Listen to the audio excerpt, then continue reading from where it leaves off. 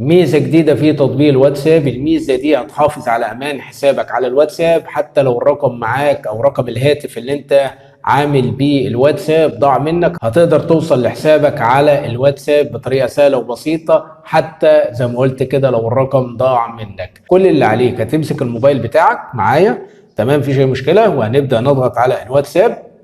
تمام، بعد كده نبدأ نضغط على الثلاث نقاط، بعد كده نختار الإعدادات. من الإعدادات هنبدأ نختار الحساب. من الحساب وهنختار البريد الإلكتروني. لازم يا شباب كلنا ندخل نضيف بريد إلكتروني، عشان لو رقم الهاتف ضاع مننا نقدر نوصل للواتساب بتاعنا ونقدر نوصل للرسائل، ونقدر كمان لو حبينا نكلم الدعم الفني هنقدر نتواصل مع الدعم الفني من خلال البريد الإلكتروني. فالميزة دي ممتازة جدا. وكمان الميزة بتاعت البريد الإلكتروني لو حصل أي مشكلة في حسابك هتقدر توصل لحسابك بطريقة سهلة وبسيطة جدا. يعني حضرتك البريد الإلكتروني هيخليك توصل لحسابك وتسترد حسابك لو حصل أي مشكلة. تمام، لو لاحظت هنا بيقول لك إيه، يساعدك البريد الإلكتروني في الوصول إلى حسابك. زي ما قلنا كده يساعدك اللي أنت توصل لحسابك وتقدر تسترد حسابك على الواتساب بطريقة سهلة وبسيطة حتى لو رقم الهاتف ضاع منك. تمام، ولن يظهر للآخرين، يعني مش هيظهر البريد الإلكتروني، مش هيظهر للناس اللي عندك، ولا حد هيقدر يشوف البريد الإلكتروني، مش هيظهر لأي حد غيرك أنت بس. تمام، كل اللي عليك هتبدأ تضغط على إضافة البريد الإلكتروني. بعد كده نبدأ نكتب البريد الإلكتروني أهو.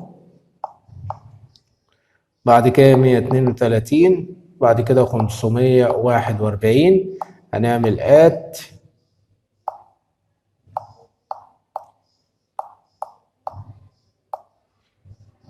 عفوا،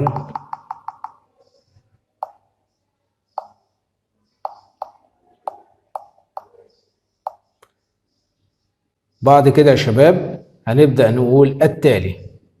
هيبدأ يقول لك احنا ارسلنا كود جديد للبريد الالكتروني ده. طبعا احنا ندخل على البريد الالكتروني، هنجيب الجيميل، هنلاقي هنا بالفعل يا شباب الكود بتاع الواتساب، هنضغط عليه. تمام، وهنبدأ نضغط على الواتساب، هيبدأ يظهر معانا بالشكل كده زي ما انتم شايفين هنا الكود اهو. هنبدأ نحدد الكود وناخده ايه، نسخ.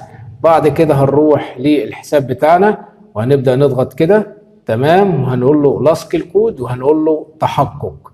اكتمل التحقق، كده تم التحقق من البريد الإلكتروني. كده احنا ضفنا بريد الكتروني لحسابنا على الواتساب، فبالتالي لو حصل اي مشكله هتقدر تسترد حسابك على الواتساب. لو رقم الهاتف ضاع منك هتقدر تسترد حسابك على الواتساب. وكمان لو في رسائل او في محادثات اكيد بالفعل هتكون في البريد الالكتروني. اتمنى اكون وصلت لك المعلومه بشكل سليم. لو لسه جديد معانا في القناه ادخل اشترك في القناه وسيب لي كومنت اسفل الفيديو لو في اي مشكله واجهتك، واحنا موجودين هنا عشان نساعد حضرتك. السلام عليكم.